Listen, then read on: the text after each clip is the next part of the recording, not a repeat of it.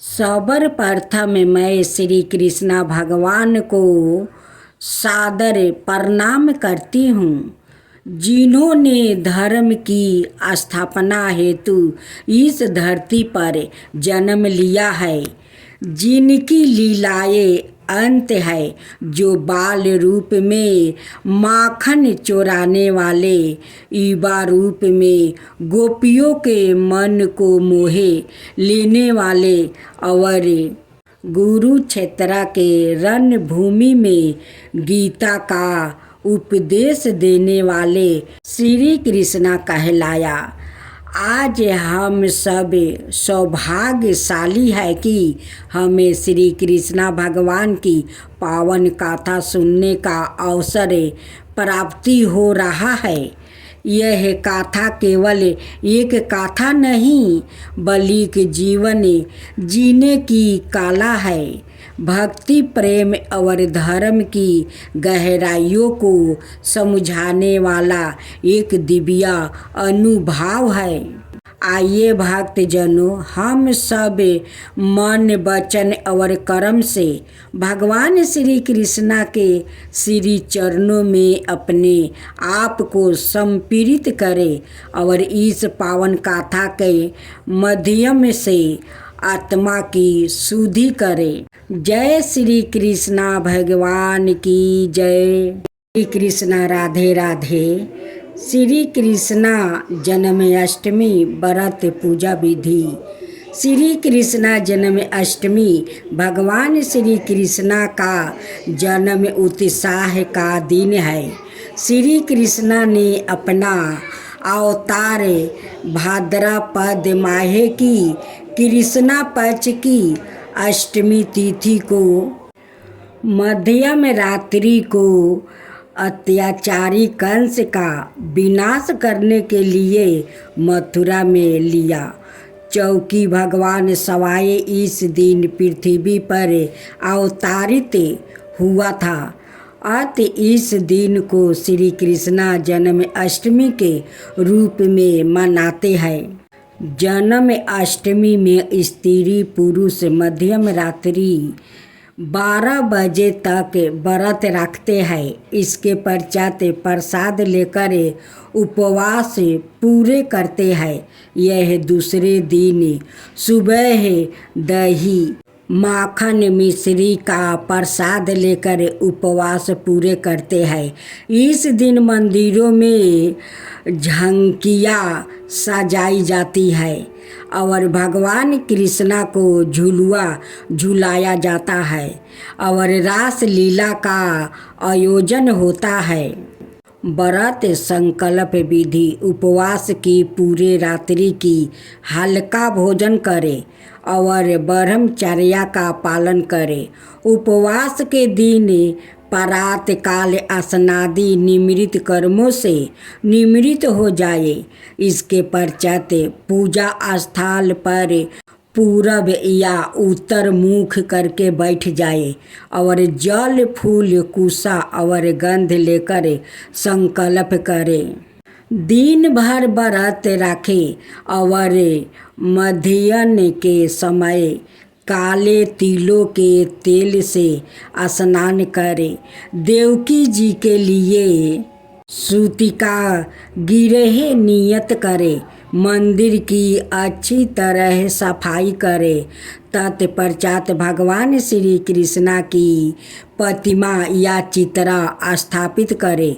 मूर्ति में बालक श्री कृष्ण को स्थान पान कराती हुई देवकी हो और लक्ष्मी जी उनके चरणों स्पर्श किए हो अथवा ऐसे भाव हो।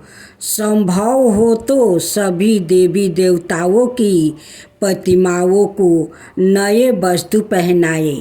फिर नियम मंत्र से पुष्पांजलि अर्पित करें। षोडशोपचार का अंतिम चरण आरती है।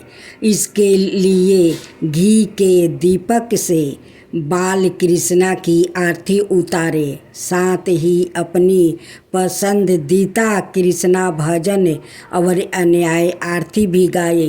श्री कृष्णा जी को तुलसी क्यों चढ़ाते हैं? सदाए श्री कृष्णा की पूजा उपासना करते समय उनको तुलसी दल अवश्य अर्पित करना चाहिए। जिस चीज़ में विशिष्ट देवताओं के पवित्रता का, देवताओं के सुरक्षा में कर्ण को आकर्षित करने की क्षमता अन्य वस्तुओं की उपेक्षा अधिक होती है, वो वस्तु देवताओं को अर्पित की जाती है। इस कारण देवता की मूर्ति में वो तत्व अधिक प्रभाव में आकर आकर्षित होता है और इस कारण देवता की चैतन्यता का लाभ जल्दी होता है। तुलसी में कृष्णा तत्व प्रचुर मात्रा में होता है। काली तुलसी श्री कृष्णा के मारक तत्व और हरी पत्तों वाली तुलसी श्री कृष्णा के तारक तत्व का प्रतीक होती है। इसी कारण श्री कृष्णा जी को तुलसी अर्पित की जाती है। कृष्णा परीक्षाई ना पकड़ पाने पर रोने लगा। एक दिन कन्हैया को एक नई लीला सूझी। भगवान का काम नृत्य नई नई लीलाएं करके माता को आनंदित करना था। पूर्व जन्म में नंद बाबा और दशोदा मैया ने भगवान की उपासना करके भगवान से पुत्र रूपी में वात्सल्य सुखी की ही तो प्रार्थना की थी। भगवान उस इच्छा को अधूरी कैसे रहने देते, इसलिए वो नृत्य नवीन बाल लीलाओं से माँ को रिझाने का प्रयास करते थे। कान्हा नंद के मणिमय आंगन में घुटनों के बल किलकारी मारते हुए खेल रहे थे। अचानक उनकी दृष्टि अपनी परछाई पर पड़ी, जो परछाई उन्हीं का अनुकरण कर रही थी। जब वो हंसते थे तो परछाई भी हंसती थी, जब वो चलते तो परछाई चलती थी। कन्हैया बहुत खुश हुआ, सोचा चलो एक नया साथी मिल गया है। घर में अकेले खेलते खेलते मेरा मन उब जाता है। अब यह रोज मेरा मन बहलाया करेगा। कन्हैया अपनी परछाई से बोले, भैया तुम कहाँ रहते हो? चलो हम दोनों मित्र बन जाए। जब मैं माखन खाऊंगा तो तुम्हें भी खिलाऊंगा, जब दूध पीऊंगा तो तुम्हें भी पिलाऊंगा। दाऊ भैया मुझसे बड़े हैं, इसलिए वो मुझसे लड़ जाते हैं। तुम मुझसे लड़ना नहीं, हम लोग खूब प्रेम से रहेंगे। देखो ना, यहाँ किसी भी चीज़ की कोई कमी नहीं है। तुम्हें जितना भी माखन मिश्री चाहिए मैं तुम्हें मैया से कह कर दिला दूँगा। आओ हम दोनों आपस में गले मिल ले, ताकि आज से मित्रता पक्की हो जाए। इस प्रकार कहते हुए कन्हैया बार बार अपनी छाया को पकड़ने का प्रयास करने लगा।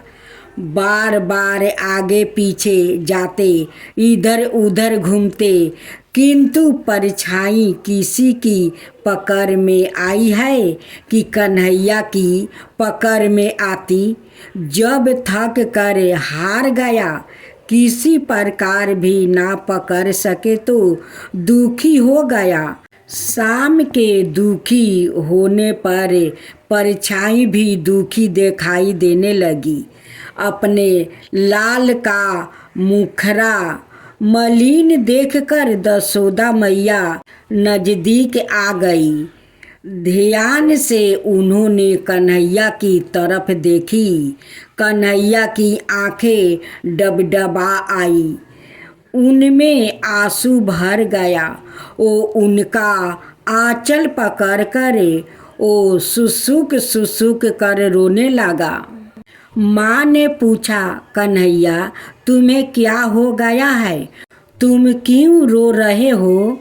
श्री कृष्णा ने माता को अपना परछाई को दिखाकर बतला दिया। श्री कृष्णा बोले, मैया मैया यह कौन है?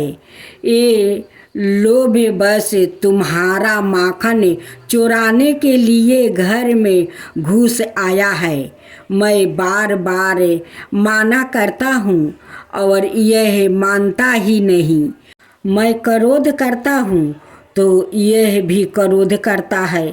मैया आओ ना, हम दोनों मिलकर इसे बाहर कर दे, नहीं तो यह तुम्हारा सब माखन खा जाएगा। मैया कन्हैया के इस भोलापन पर मधुर हो गई और कन्हैया के आंसू पोंछकर उन्हें गोद में ले लिया। राधा अष्टमी व्रत का था। राधा श्री कृष्णा के साथ गोलक में निवास करती थी। एक बार देवी राधा गोलक में नहीं थी। उस समय श्री कृष्णा अपनी एक सखी बिरजा के साथ गोलक में विहार कर रहे थे। राधा जी यह सुनकर क्रोधित हो गई और तुरंत श्री कृष्णा के पास जा पहुंची और उन्हें भला बुरा कहने लगी। यह देखकर कान्हा के मित्रा श्री दामा को बुरा लगा और उन्होंने राधा को पृथ्वी पर जन्म लेने का श्राप दे दिया। राधा को इस तरह क्रोधित देखकर बिरजा वहाँ से नदी रूप में चली गई। इस श्राप के बाद राधा ने श्री दामा को राक्षस कुल में जन्म लेने का श्राप दे दिया। देवी राधा के श्राप के कारण ही श्री दामा ने शंखचूड़ राक्षस के रूप में जन्म लिया। वही राक्षस जो भगवान कृष्णा का अनन्य भक्त बना और देवी राधा ने वृषभानु जी की पुत्री के रूप में पृथ्वी पर जन्म लिया। लेकिन राधा वृषभानु जी की पत्नी देवी कार्तिकेय के गर्भ से नहीं जन्मी। जब श्री दामा और राधा ने एक दूसरे को श्राप दिया, तब श्री कृष्णा ने राधा से कहा कि आपको पृथ्वी पर देवी कीर्ति और वृषभानु जी की पुत्री के रूप में वो रहना है। वहाँ आपका विवाह रामायण नाम का एक वेश्या से होगा। रामायण मेरा ही अंश अवतार होगा और पृथ्वी पर भी आप मेरी प्रिया बनकर रहेगी। उस रूप में हमें विद्रोह का दर्द सहना होगा। अब आप पृथ्वी पर जन्म लेने की तैयारी करें। सांसारिक दृष्टि से देवी कीर्ति गर्भवती हुई और उन्हें प्रसव भी हुआ। लेकिन देवी कीर्ति के गर्भ से योग माया की प्रेरणा से बाहु का प्रवेश हुआ और उन्होंने बाहु को ही जन्म दिया। जब वहाँ प्रसव पीड़ा से गुजर रही थी, उसी समय वहाँ देवी राधा कन्या के रूप में वो प्रकट हो गई। भाद्रा मास के शुक्ला पक्ष की अष्टमी के दिन राधा मैया का धरती पर जन्म हुआ था। तभी से हर साल इस दिन को राधा अष्टमी के रूप में मनाया जाता है। गाथा के बाद श्री राधा और श्री कृष्णा चालीसा पढ़े और आरती करे। राधा अष्टमी व्रत का महताओ। श्री कृष्णा भक्ति के अवतारे। देव ऋषि नारद ने एक बार भगवान सदाशिव के श्री चरणों में प्रणाम करके पूछा कि श्री राधा देवी लक्ष्मी देव पत्नी महालक्ष्मी सरस्वती अंतरंग विद्या वैष्णवी प्रकृति वेद कन्या मुनि कन्या आदि में से कौन है। इस प्रश्न के उत्तर में भगवान ने कहा कि किसी एक की बात क्या कहे। कोटि कोटि महालक्ष्मी भी उनके चरणों कमलों की शोभा के सामने नहीं ठहर सकती।